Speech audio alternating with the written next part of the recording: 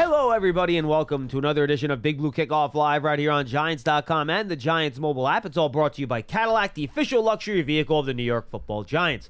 I am John Schmeelk, joined for the second straight day by Matthew Citak, talking Giants football with you. We'll take your calls at 201-939-4513. As we said yesterday, we pushed the show back a half an hour so we could do our media availabilities and such after the Giants' third OTA completed today. We got a lot of people out there today, Mr. Citak. We got the defensive assistants.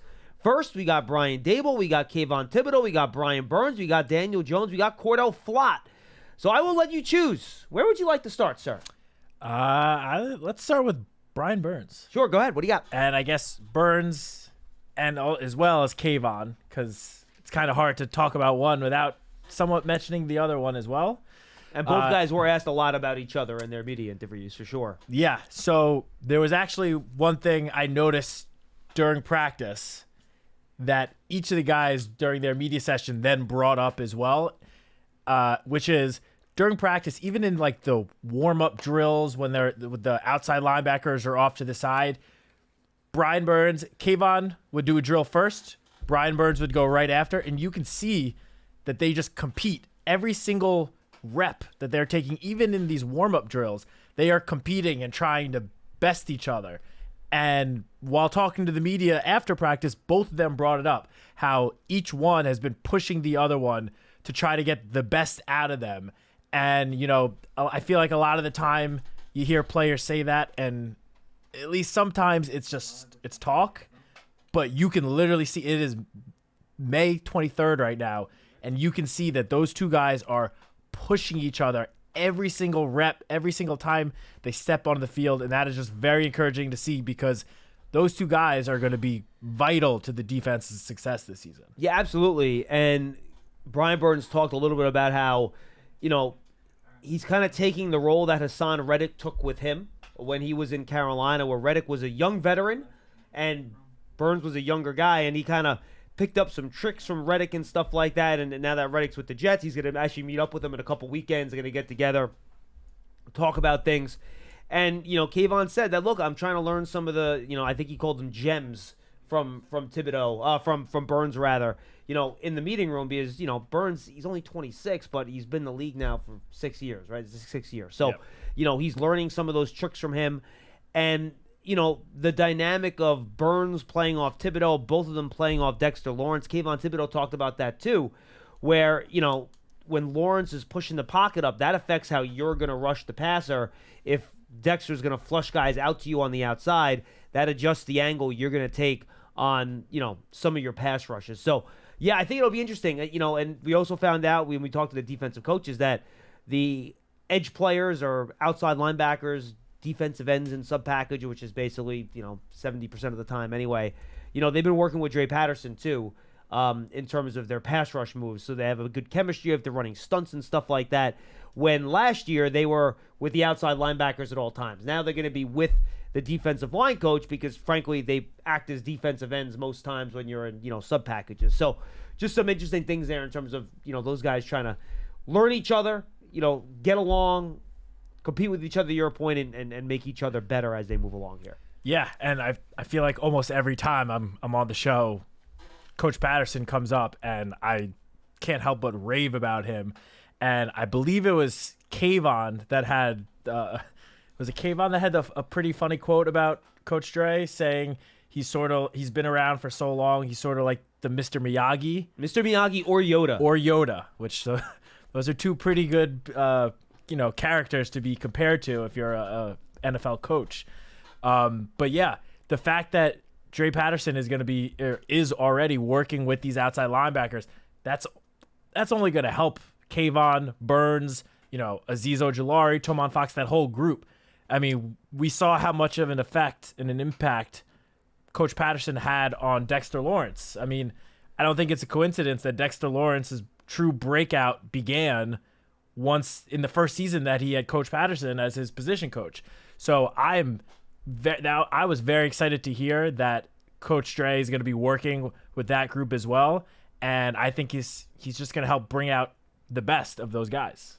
Absolutely, and we also had a chance when we talked to the defensive assistants, this is all in the same theme, so I'll bring it up.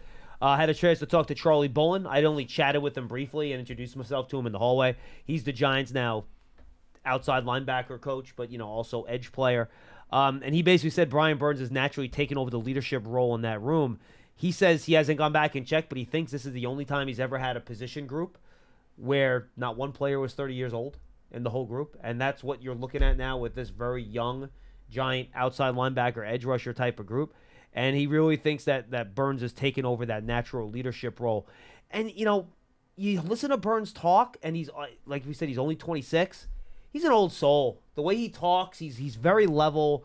He talks about, basically just trying to keep the main thing. That was a big thing he talked about because he was asked about coming to New York, getting fame and being a star or whatever. And he goes, look, I just got to worry about football, and then the other stuff's going to come naturally. So I just, whenever you hear him talk, and, I had the long sit down with him when he came here. It's on the Huddle podcast if you want to go back and find it.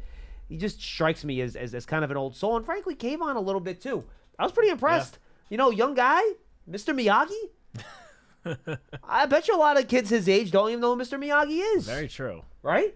Yoda has bridged generations now, but Mr. Miyagi, I'm pretty impressed that was the first name he brought up. Yeah. Not bad. There was a Karate Kid remake, though, with Jackie Chan as Mr. Miyagi.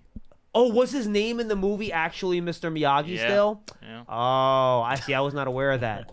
I figured they would rename. I didn't think he would play the same character. I thought maybe there would be a different character. Fair. Okay, good to know, Pearson. Thank you. I didn't know that. But yeah, I mean, the two. Hello, non sequitur. Yes, go ahead.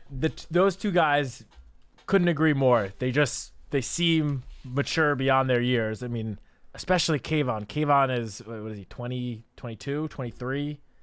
And when he just speaks to the media, he's so composed, knows it, like you can tell he's not thinking about what he's saying. Like he just knows exactly what to say in response. He's very polished. Yes. Is the word I would use. Yes. Yeah. Very, very polished. And I mean, off the field, on the field, it is clear that those two outside linebackers are meshing together very well. It did not take long. I mean, there was the video that came out, I think it was from last month, of the two of them participating in this fishing competition. And there's a video of them on a boat practicing a potential sack dance. And you can just see that the vibes between the two of them are amazing. Did it involve diving into the body of water? No. Okay. That's probably not going to work on the football field. Thankfully just it did not include any diving, anything like that. They stayed on the boat. But yeah, I mean, a pretty big boat to fit those two guys on. I'm pretty impressed, actually. Kayvon, he's spoken in the past and brought it up again today. The fact that when he was doing a college visit, when he was in high school, he actually stayed with Brian Burns, and that is where their relationship began. And he said it's sort of like a full circle moment that they're now on the same team, in the same room together, and it's clear that they already have a strong connection, and that connection is only going to continue to build, and that's only going to benefit both the pass rush and the entire defense. I mean, I believe it was Kayvon or Burns. See, I'm already mixing the two of them up, their media sessions, but one of them spoke about how it takes a complete effort from the defense. It's not, it was Kayvon. It's not basketball where you have one guy like a LeBron James that can just go out there, dominate, and, not that he doesn't need his teammates, but, in the NBA, one guy can sort of fully take over a game.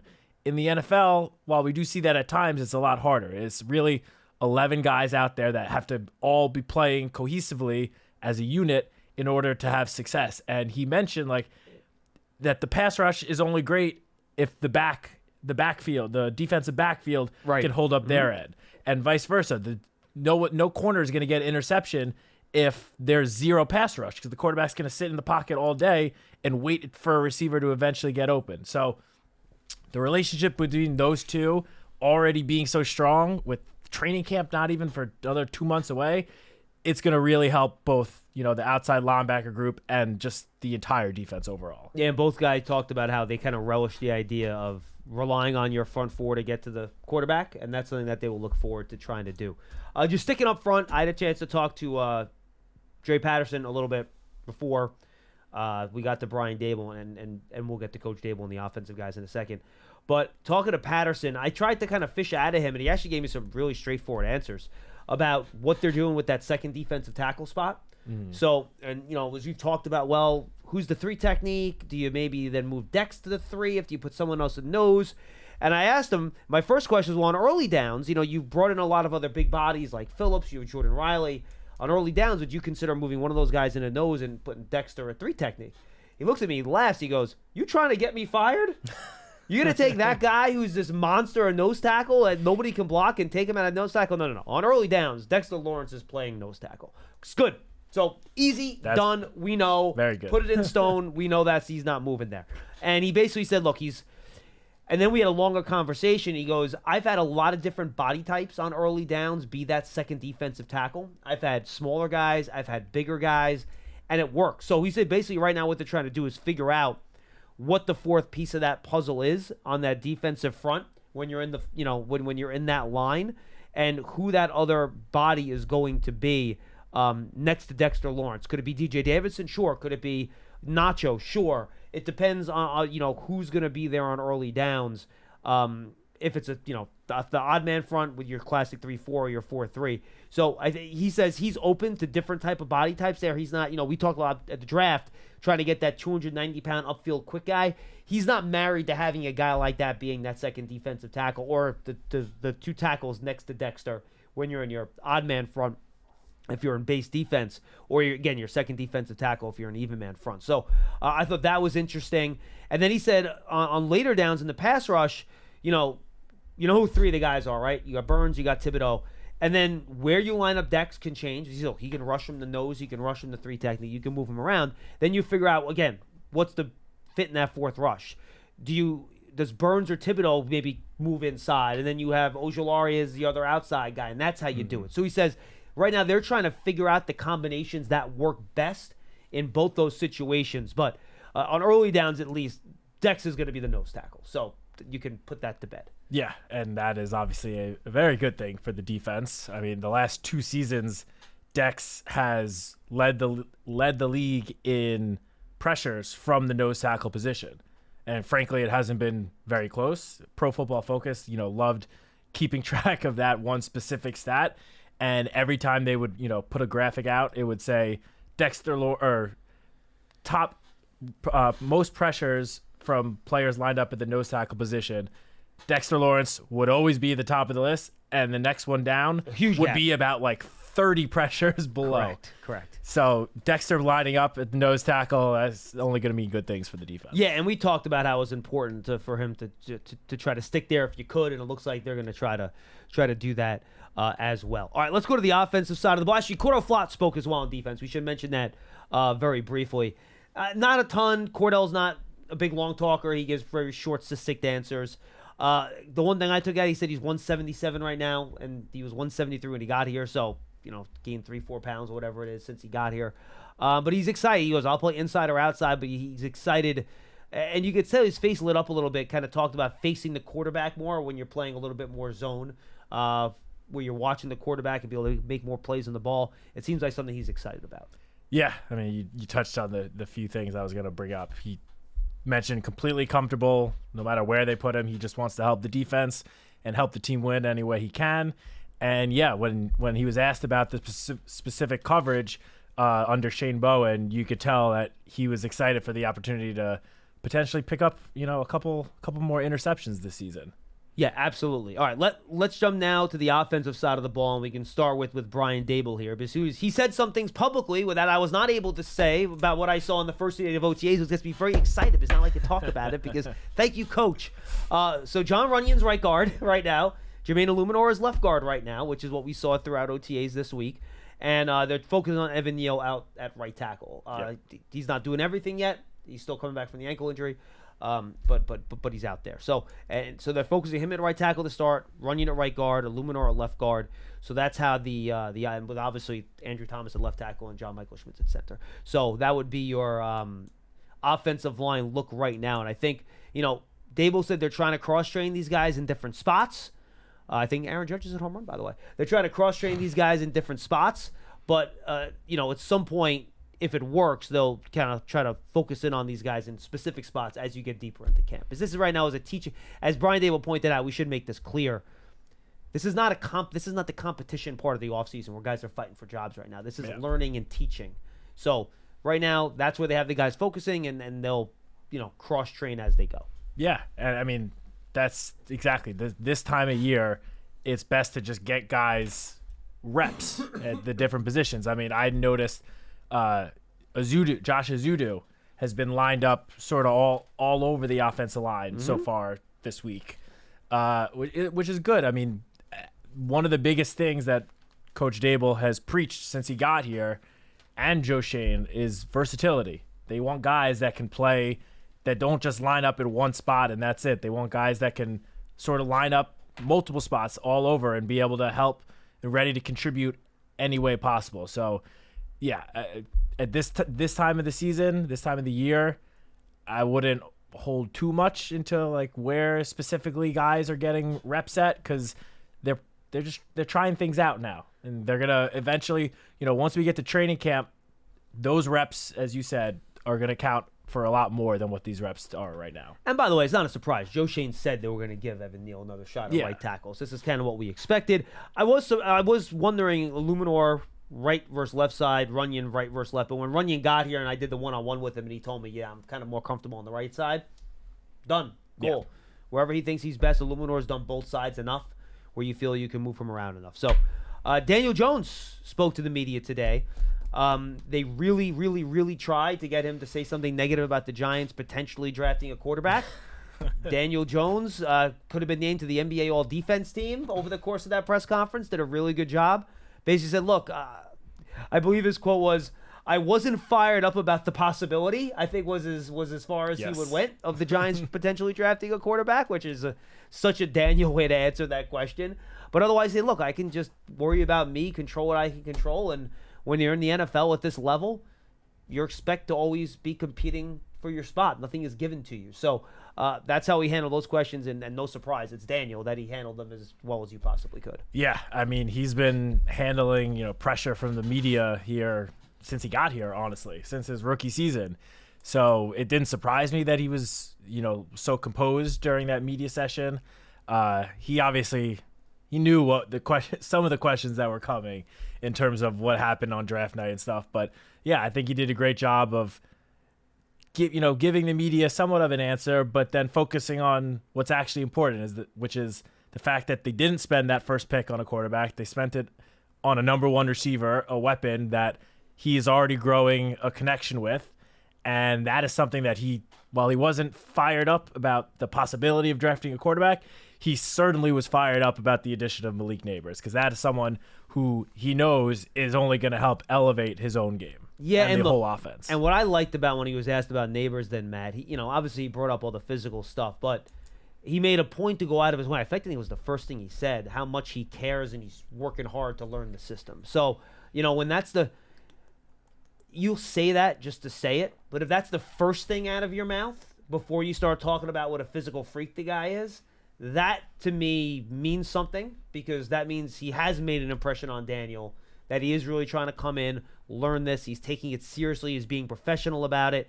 And I wouldn't expect anything else. We didn't hear any things to the contrary about Malik Nabers when before the Giants drafted him, that he would have an issue with that sort of stuff. But it's still good to hear the quarterback bring that up first and volunteer that when you're talking about a rookie wide receiver in a system that is notoriously difficult for young wide receivers to learn. Yeah, and less than a month after he was drafted. It's not like we're at the start of training camp where he's been in the program, been in the building for months now. Like, this guy just got here 2 weeks ago, and you can tell that he already feels comfortable. He's already growing a good relationship with his quarterback and with the rest of the offense. And to what you said, I mean, you can see it out on the practice field. So again, today was the first time I got to see Malik Nabers talk about practice actually on the field. And of course, there was one play in particular where I believe he did a nice double move, and just the ball was in the air and there were just no defenders within 15 yards, at least 10-15 yards of him for an easy touchdown grab.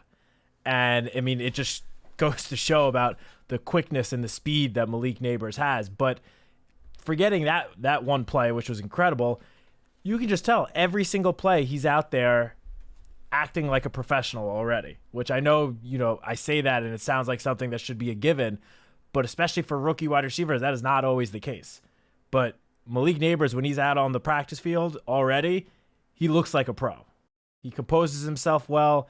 He, you could tell he's giving it his all every single play, and he's not stopping until the whistle blows, which is, kind of all you can ask for from a rookie wide receiver 4 weeks into his NFL career. Yeah, and obviously we don't know if he's missing assignments or making mistakes. That's something we can tell, obviously. But I think what you like to see, I think what you're seeing so far you like. And, again, just being up close with him again today, he happened to be standing next to me on the sideline, and just a bigger guy. Like, he's thick, well put together wide receiver. It's no wonder he's so good with his run after the catch stuff and breaking tackles. So a couple other notes for practice. And by the way, I was making a joke. Those are fair questions to the media, to Daniel. They have to ask him, but I was just making the point that Daniel handled them well.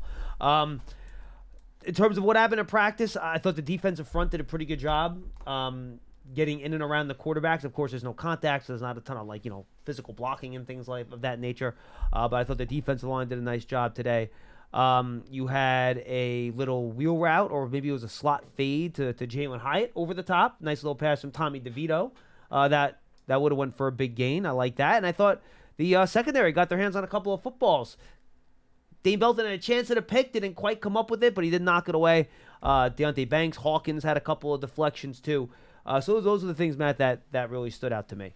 Yeah, to your first point, and back to what we kind of were talking about before with Brian Burns, he had at least one rep where he just would have blown up the quarterback. It would have been a very easy sack. And that was the first moment for me where I was like, whoa, this guy is incredibly explosive. I cannot wait until the pads are on, and more so than when they're going up against another team, another opponent. But I can't wait to see him in a real game action, or even joint practices. Another thing that Coach Daboll brought up, actually, good one, real quick. Coach Daboll said most likely there will be joint practices both with the Detroit Lions before the first preseason game, and that'll be here at the Quest in East Rutherford, and then a potential joint practice with the Jets in Florham Park before the second preseason game. He said one against the Jets is kind of what they were talking about, which is what they did 2 years ago too. The Jets came here for just one practice. One practice. So yeah, even those practice situations, because in joint practices, that's the closest you're going to get to sort of game reps without it being an actual game. Yeah, I can't wait to see Brian Burns out there going up against opposing offensive linemen. Oh, not just an opposing offensive lineman. That's Penny Sewell he's going to be going up against. That's going to be fun. Get your popcorn ready. That's going to be fun. That will be very fun. And Kayvon Thibodeau, too, against Penny Sewell, which will also be good. Can't wait for that. Other things notice in practice. When the Giants drafted Theo Johnson, one of the biggest things about him was his athleticism. I mean, he had one of the greatest RAS scores from a tight end in the last 30 years. And you can see it when he's out on the practice field. He is fast. He has great hands. He's strong. He is huge. He was the sort of prospect where they said he's a little raw and he's going to need some development and to sort of grow into, an NFL tight end. And he even said that himself when he spoke to the media a couple weeks ago too. Yeah, but if he is able to do that, he's going to have a very good NFL career, because that guy is built like your ideal tight end. He's huge. He's athletic, and when he's up, playing 7-on-7 or 11-on-11, his athleticism is very easy to see. Another rookie that kind of stood out to me, Tyler Nubin. He didn't have any, particularly standout, amazing plays today, but one of the biggest knocks about Nubin going into the draft was about his speed. His 40 time was a little bit slower than what you would want a starting safety to have. I think he was 4.6 something. But today, seeing him, in some of these reps, he just has game speed. When he's out on the field and on the 7-on-7, 11-on-11 situations, he looks way faster than whatever that 40 time was. So I'm It's obviously, again, still early. They haven't even been here a month, but Tyler Newman might be the rookie that I'm just most excited to see once training camp starts, and particularly once we get some game action in the preseason. 201-939-4513, 201-939-4513. Don't forget, folks, go subscribe to the Giants Huddle podcast. We just had our red bracket breakdown go up, talking about the greatest play bracket at giants.com/bracket, greatest plays in Giants history. Go vote for Bob Papa and I did a little podcast breaking those plays down. It's on the Giants Huddle podcast feed, YouTube channel, all those other spots. Check it out. And I know I mentioned earlier in the week that we had our rookie player interviews with people that covered them in college. That's an audio-only podcast. A couple people texted me, asking me why it's not on the app, because it's not video. So if you want to listen to that podcast, you got to find it on your favorite podcast platform. Again, Giants Huddle Podcast. And for all of our podcasts, leave a 5-star positive review, including for Big Blue Kickoff Live on Apple Podcasts or wherever you get your favorite podcast. Make sure you go check that out. All right, 201-939-4513. Let's lead us off with Rich in Virginia. He's up first on Big Blue Kickoff Live. Hey, Rich. Good afternoon, John and Matt. I was just on this stair mill here in the gym in Williamsburg, Virginia. I had to call in. It's just this 100th celebration is just terrific. So a couple of things listeners might enjoy this. So 21 years ago, this month, we had a surprise 25th anniversary for me and my wife. One of my good friends, we have this weekly conference call during all the Giant games. Well, my friend in Washington, whose name is Mike, he's listening in right now. He came down. The party was on the 12th of May. He went back to Washington. His first granddaughter was born on May 13th. Nice. Also, it happens to be the birthday of my other good friend who's on the conference call. He was now living in Florida, and we're both retired Air Force. So interestingly enough, Mike's granddaughter, whose name is Olivia, she was born on May 13th at 11:56 a.m. 11:56 a.m. Do you believe in coincidences? 11:56. Sims LT, is that what you're going for here? Exactly.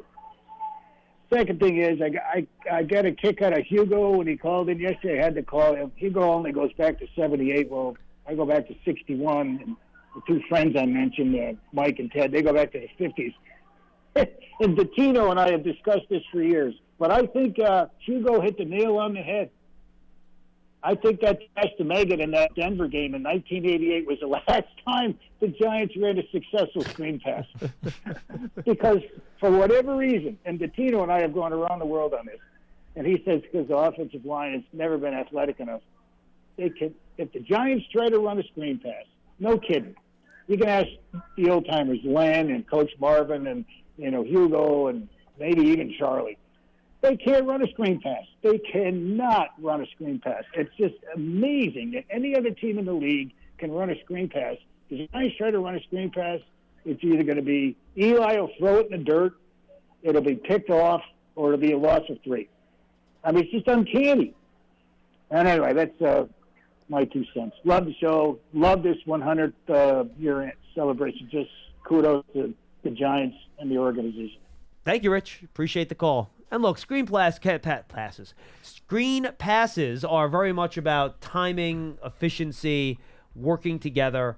Now, the surprising thing is that and you don't go back 30 years. Tiki Barber was excellent catching screens and running. Oh, yeah. So that's what I would go back to for the next time. Last time the Giants were really good at screen passes was the Tiki Barber era, where he was very effective running those types of plays. But even with Tom Coughlin and that great offensive line from 06 to 05 to 09 in that era, they could never get the timing quite right on those screen passes for whatever reason. Yeah, and I mean, let's not forget that as a rookie, Saquon Barkley had 91 receptions. Yeah, but obviously that was more check down, dump offs. I know, screens. but there were some successful screens in that season, so I think it's a little bit of a bum rep saying they haven't had a good screen game for 30 plus years. But in terms of the screen game for this season, another rookie I'm very excited to see that I think could be a big contributor when it comes to the screen game, Tyrone Tracy. obviously the converted wide receiver, now running back. I think he could have a pretty big impact as a rookie. Well, he has to prove he can get on the field and pass protection before he can start doing stuff like that. But, if he does that, if he earns his playing time, I do think he could be a pretty big impact rookie right away. And Devin Singletary, assuming he's healthy, is going to lead the backfield in carries. But it would not surprise me if Tracy could end up potentially leading the backfield in receptions. Again, he's got to earn his playing time, of course. And while Devin Singletary is a capable pass catcher, Eric Gray is in the backfield as well. There's still Gary Brightwell, Jashawn Corbin. Who else? Dante Miller. Yep, you got them all. Another guy, Dante Miller. After watching him for the first time today, I can completely understand the nickname Turbo. Little Turbo, correct? I believe Little Turbo. But I mean, watching him run, it reminded me when he really gets going of hitting that turbo button when you're playing Madden or now NCAA football. That's sort of what it looked like out there when every time he touched the ball. But yeah, I do think Tracy, potentially Dante Miller, if he makes the team, those are guys that could help improve the screen game right away. Let's go to Marty in Manahawkin. He's up next. Hey, Marty. Hey, John. Hey, Matt.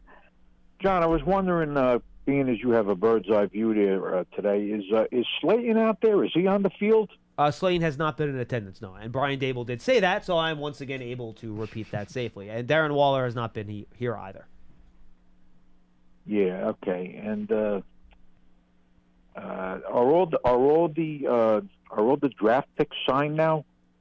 Don't worry about them being signed, Marty. I honestly don't keep track of that. Matt, do you? Do you know who is signed and who's not? The only one that is currently unsigned is Tyler Nubin, but again, he's out there at practice taking every rep. Marty, all these rookie contracts are slotted now, so they'll all get done. I don't let that worry you at all.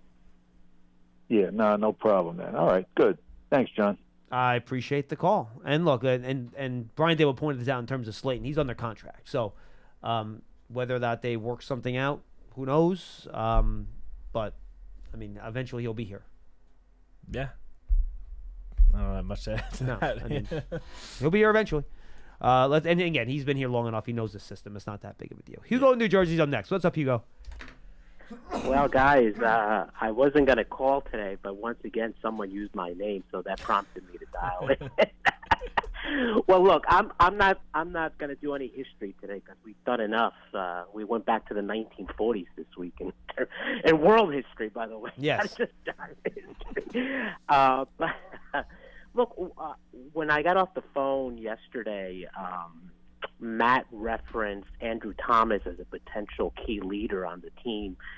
We haven't talked about this much in the off season, but as it currently stands, and I'm just gonna assume that Waller's not going to be there for a moment.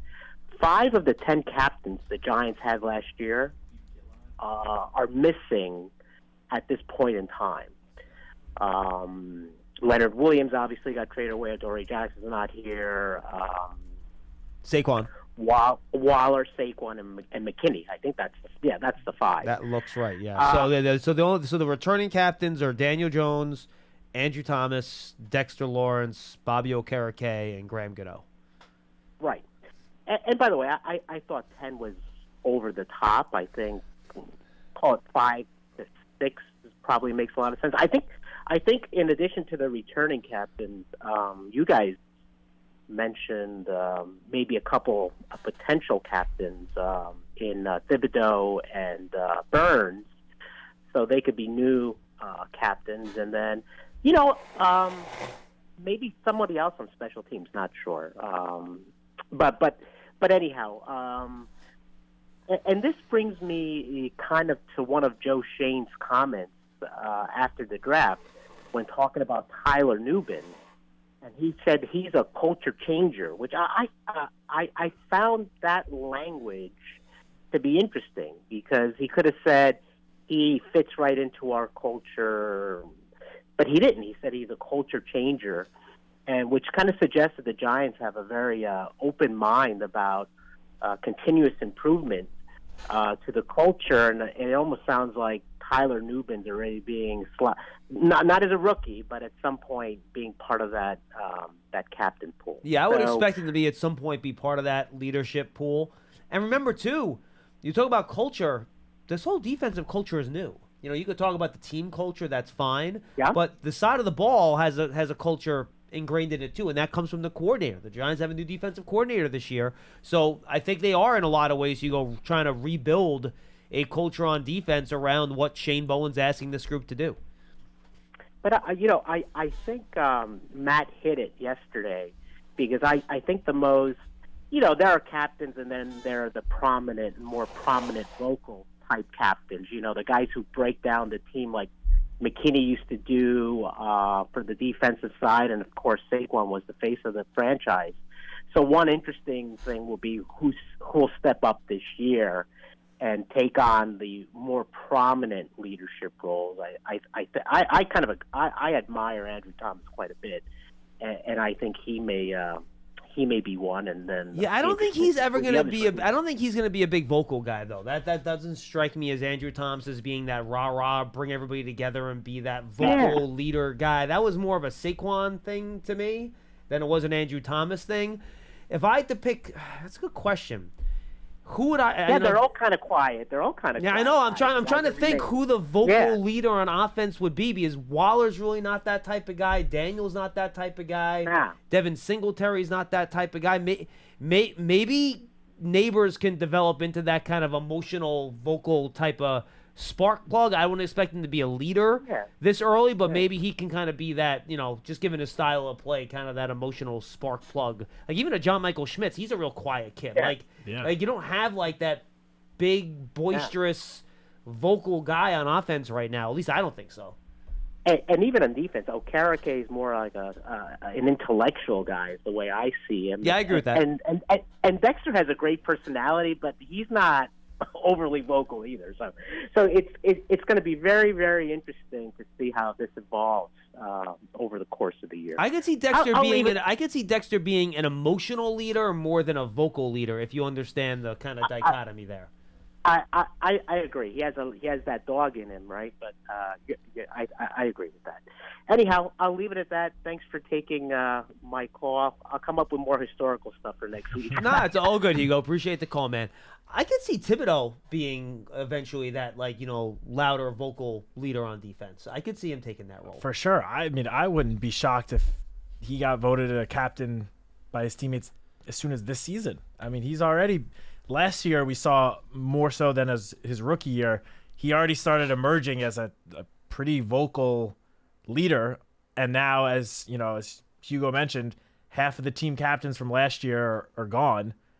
Multiple guys from the defensive side of the ball. There's an opening there for someone, whether it's him, Burns, both of them.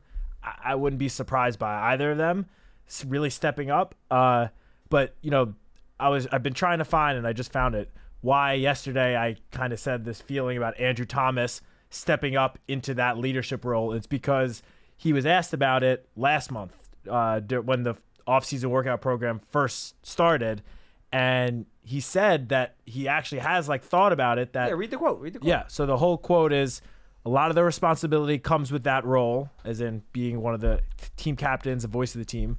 And it's just a challenge for myself to be conscious of the things that the team may need and speak up when I need to. I think that started a little bit, especially towards the end of last year, just trying to motivate guys. Obviously, weren't in contention, so just trying to help guys as much as I could and address the offense and things of that nature. Just do more of that and be a better leader. So this is something that clearly has already been on Andrew Thomas's mind since the end of last season.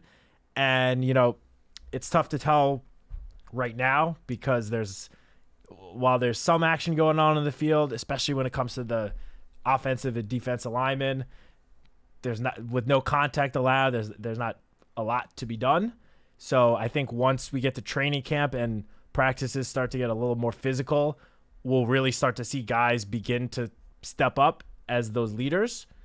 And I mean, I touched on it yesterday. I don't need to go into it again, but I really think Andrew Thomas is going to step up, and he's already shown that he can be a leader with his play, and I think he could really develop into, sort of that like Trent Williams type of guy for the offense.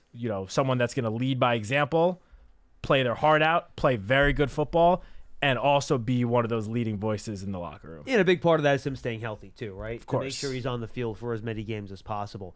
Guys, the 2024 schedule is out, so take your fandom to the next level with the Giants season ticket membership. Stay connected to the club all year round, not just on game days. Memberships are now available for the 2024 season. To learn more about all the exclusive member benefits, visit Giants.com/tickets. Limited inventory is available.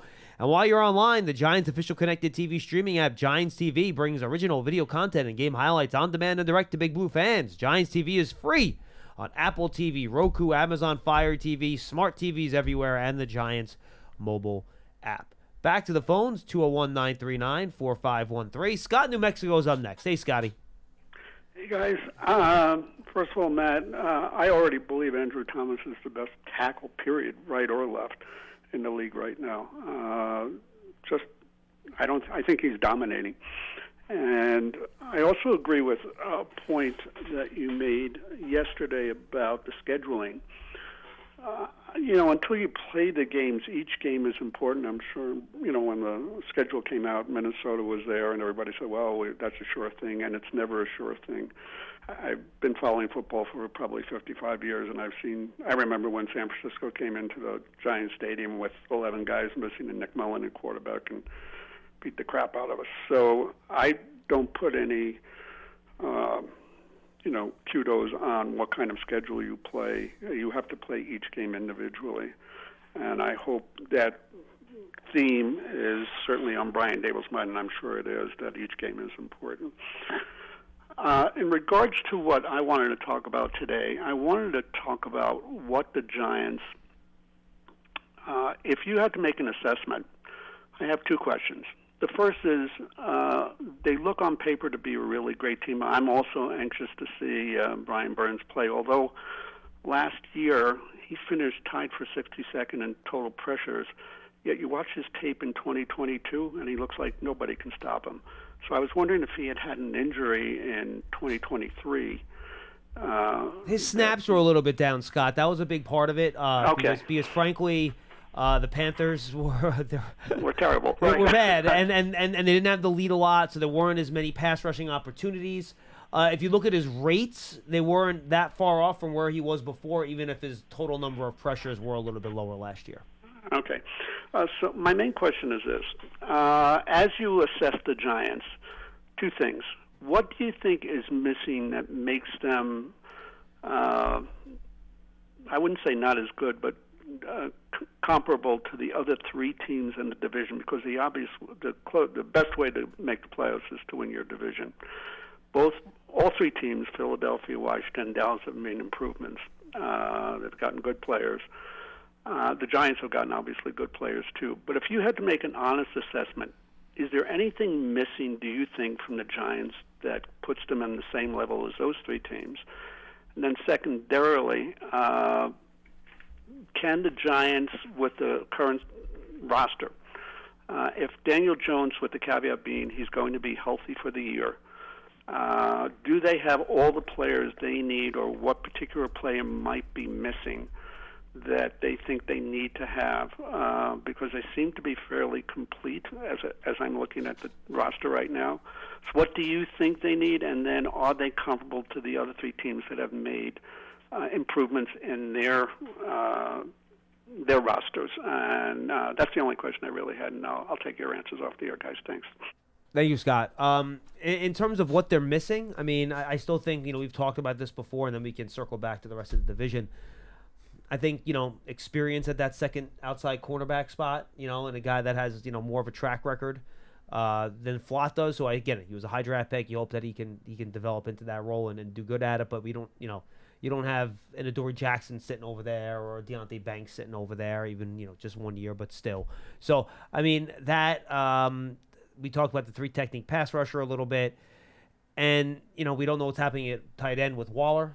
That's another thing, and we don't know what this offensive line is going to look like yet. They threw numbers at the problem, but how high level of play are they going to get. So to me, those are the things I look at in terms of where they could, still continue to improve from a roster standpoint moving forward. Yeah, I mean, you hit it on the head there. I don't really have anything to add, but about the division part of the question, first of all, Washington was the one team in the division that was worse than the Giants last year. And while they definitely made improvements in the offseason, including a complete total makeover, I mean, new GM, new coach, think about what the Giants did, in 2022.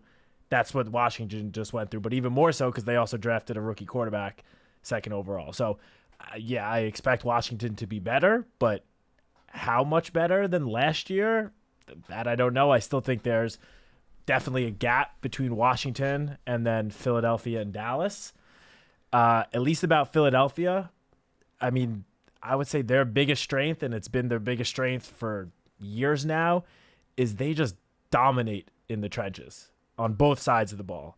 They have, or the last couple of years have had one of, if not the best offensive lines, and one of, if not the best defensive lines. I think Dallas is in that category too. I mean, Dallas led the NFL in sacks last year. Yeah. And pressure rate. So, I mean, and they've always had a good offensive line. We'll see this year. They've lost some players. Tyron Smith's not there anymore. Yep. They lost Tyler Biotis. We'll see how they kind of rebound with two young guys in those spots this year. But that, to me, has always been the difference with Dallas and Philly. And every time the Giants play Dallas and Philly, what happens? The Giants can't block them. Yeah. The Giants can't block them. It's really simple. And the Cowboys and Eagles have blocked the hell out of the Giants' defensive line. And that's where those teams, to me, Matt, I think you hit it right on the head. That's exactly where they've dominated the Giants. 100%. And, you look at the Eagles and the Cowboys, and at least the last couple of years, they've also both had, that stud number one offensive weapon, wide receiver, really. Obviously, the Cowboys have CeeDee Lamb.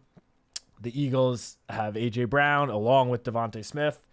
And at least in terms of that, the Giants went out and got what they hope to be their CeeDee Lamb, their A.J. Brown in Malik Neighbors. So I do think Malik Neighbors will definitely help elevate the offense overall, which I think will help show, that the gap maybe between the Giants and those other two teams, not quite as big as, some in the media are portraying it as. Well, then I think high-level quarterback play too, right? I mean, we've seen, Of course, Jalen Hurts and Dak Prescott have both been top 10 quarterbacks the past 2 years. They've been in that category. Daniel had a great year 2 years ago. Last year he was hurt a lot.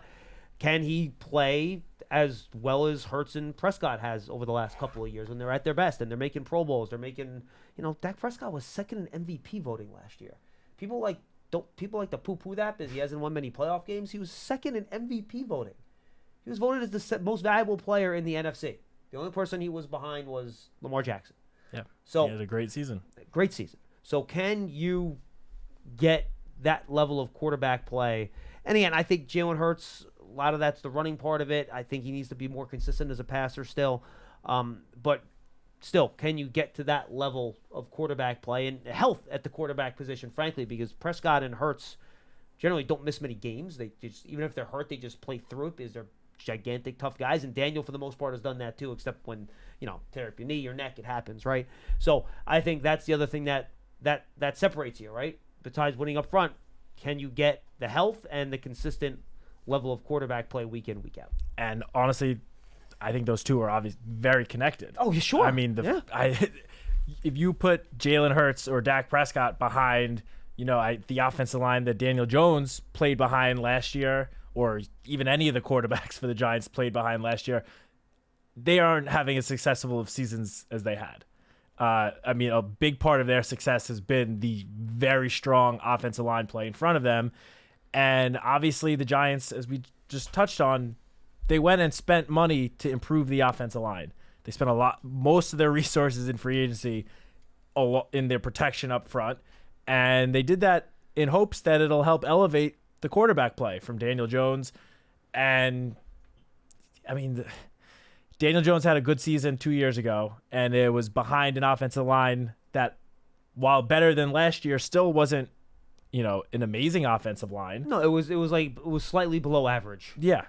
So it was like the 20th best offense, like the 22nd best offensive line, whatever it is. And then It wasn't the 30th. That was kind of the key. Yeah. So, I mean, if the offensive line can even just be like middle of the pack, Well, if you can get the middle, that's great. you don't need a top, 5, top 10. Oh, obviously that would be great, but you don't need that in order to have success. I always say this: stay out of the bottom quartile. If you can stay out of that bottom quartile, which is obviously this 32 team, so the bottom 8. If you can stay out of that 25 to 32 area and be 24th or better, that's okay because you're functional. Yes. That's all you need. It's literally all you need. Daniel Jones has already shown that if given a little bit of protection, he can help the Giants win. So hopefully the offensive line improves. I think that will help bridge the gap between the Giants and those other two teams in the division. And, as we touched on our first point in the trenches, also on the defensive line, stopping the run has been, an Achilles heel for the defense the last couple of seasons.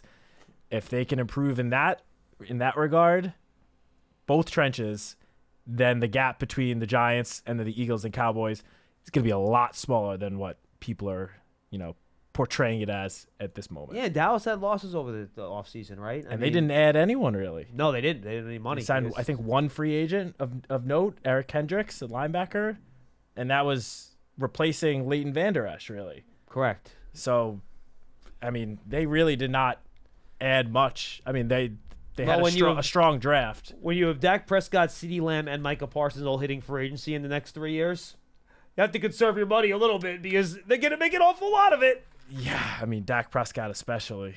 Yeah, I think I'm surprised he hasn't signed they haven't given him a contract yet because I don't know what the longer they wait, the more other quarterbacks around the league are going to sign for big money, and then Dak is just going to want more than those guys. Yeah, I don't quite. I've talked about. I don't know quite what their strategy is down there. But when all is said and done, if you add up the average yearly salary for those 3 players, once they all sign, they'll probably make up $120 million of the Cowboys salary cap. That's crazy. Because you figure well earned and deserved, but crazy.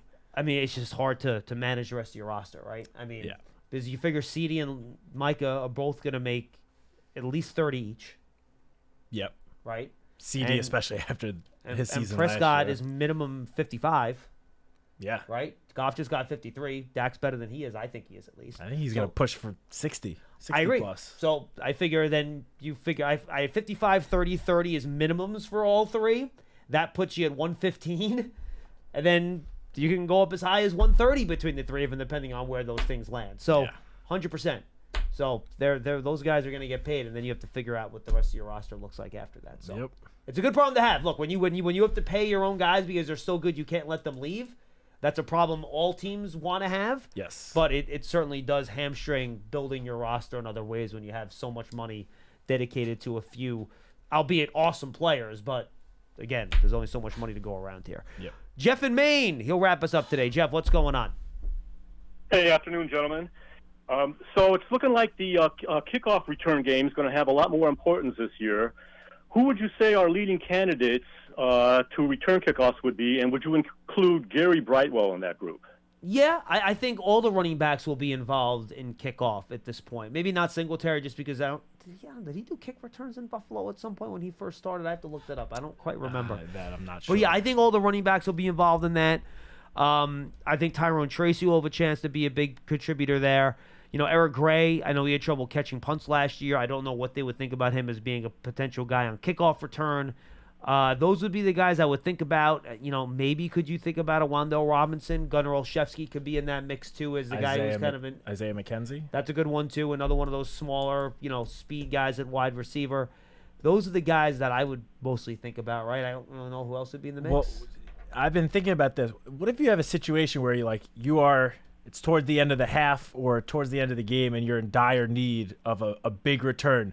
Do you put Malik Neighbors back there? I've brought that up before, and Paul yelled at me. Really? Yes. I mean, Right, Pearson? You remember that, right? Paul yelled at me when I brought that up? The whole point of the new kickoff rules is to make it a safer play. Obviously, and you could still get hurt even with these new rules, and you don't want to necessarily put your best offensive weapon in, more of a risk to get hurt. But I'm not saying make him the kick returner. But I'm saying in certain circumstances where you are in dire need of a big return to set the offense up in good field position, I have no problem why with wouldn't it. you put him back there? I said the same thing about Saquon. Yeah, when he was here. If you need a, if you're down 4 and you're receiving a kickoff with 8 seconds to go, put him back there. 100%. I'm not saying you make him like your every play, every kickoff return guy, but if it's a really important situation and you need a big return, get the ball in your best player's hands, man. Exactly. No, I'm with you. I'm not one to kind of worry about injuries. I don't think that's the way you should live your life. I agree. So what are your big Memorial Day? And then a follow- Yeah, go ahead. What do you got? I didn't realize you were still there, Jeff. I'm sorry. My bad. That's right. Same question on defending kickoff returns, and I'll take the answer out there. I think your special teams will be special teams. A lot of safeties, a lot of defensive backs, a lot of linebackers. Yep. And that's kind of what it is. Yeah.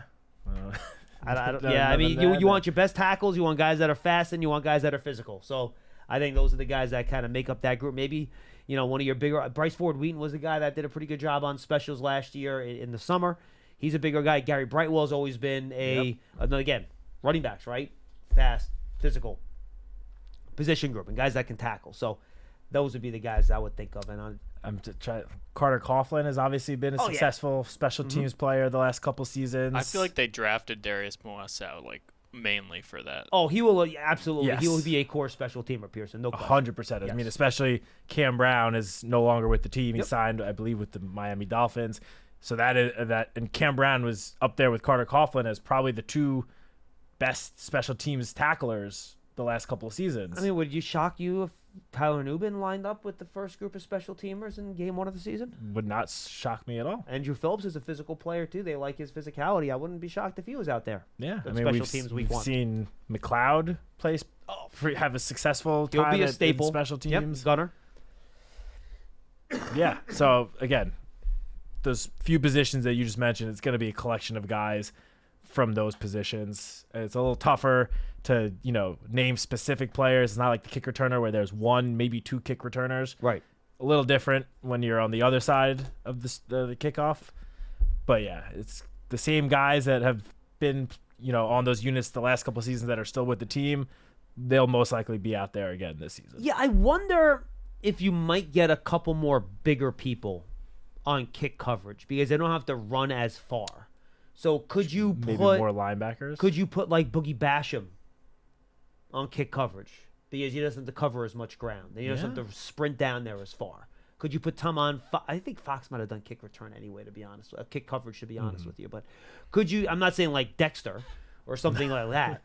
But could you put maybe a couple of your bigger edge defenders in that situation because there's less ground to cover? Yeah, no, I think that's a great point, and I think that's why I've mentioned this on past shows. This year, more than ever, the preseason is going to be very important because it's going to be the first time that every team across the league is going to really be able to test out, their theories on how to approach these new kickoff rules. It's the first time they'll actually be able to do it in a real game situation. And, people can have their ideas of what this new kickoff is going to be like, but no one actually knows until they're out there actually, participating in these plays. So I wouldn't be surprised if, the kickoff return units kind of get switched up throughout the preseason, even once the season begins. We could see guys shuffling in and out of there until they find the right combination of guys, both on kickoffs and kickoff returns. Now, I might be watching the drills incorrectly, and maybe there are cross purposes. I think most of the special team work they've done so far has been punt stuff. So I've not seen much in practice in terms of aligning for the kick return stuff. So I wonder if they're going to maybe introduce that next week, and they focused on punt week 1. So I've been trying to keep it all. I've been watching. I'm very excited to see how they handle this, and I haven't. Again, maybe some of these drills have cross purposes, but it seems like more punt centric to me than kick. Yeah, that's what it seems like. We'll see how that goes. Anyway, what's your big Memorial Day plans? Newly married man. I am heading out to my wife's family's house in the Hamptons for the weekend. Oh, Very Hamptons. relaxing weekend. Big time. Citak. Hamptons time. Have a nice chill weekend out there. Nice. I need a little bit of downtime after.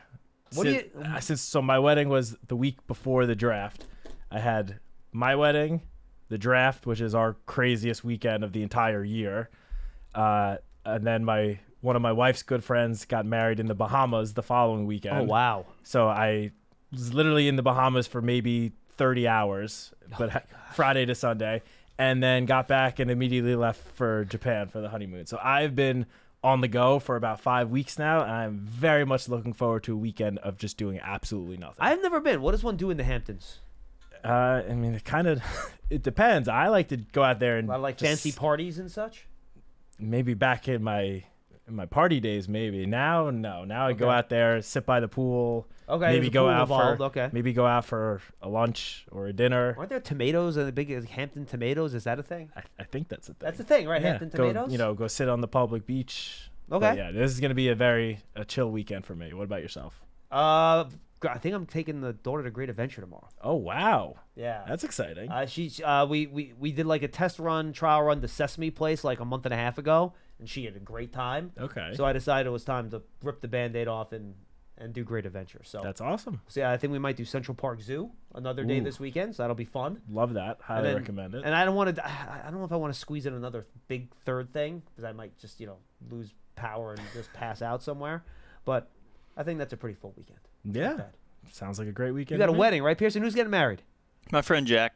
Nice. Where's it? at? Up in Maine, near Portland. Ooh, Okay. Maine. Yep. Charlie, you're invited. No, if you want to come by and say what's up. That's why I didn't give a specific location. How many rounds of golf do you have planned for up in Maine this weekend, Pearson? At least one. Okay, Yeah. at least one. That's all. There you go. That's all I wanted to hear. Everybody, thanks for joining us on Big Blue Kickoff Live, presented by Cadillac, the official luxury vehicle of the New York Football Giants. For Matthew Citak, for Pearson Butler, I am John Schmeelk. No show on Friday. Thank you, Pearson. No show on Monday either for Memorial Day. I know I mentioned that earlier in the week, but it's good to remind everyone again. No show Friday. No show Monday. Well, they should have guessed what I told them. I'm going to Great Adventure. She's going to the Hamptons. Unless we're going to drag in Dom to host a show solo tomorrow. It doesn't sound like anyone's going to be here. So, yeah, the office is closed Friday and Monday, folks. So no show on Friday or Monday. And we'll see you next Tuesday when the Giants have their 4th OTA. We'll have covered for you right here on the Giants app, Giants.com, and all the Giants social media platforms. Enjoy your Memorial Day weekend, everybody. Say a prayer for all those that have lost their lives fighting for our country. And we'll see you next week.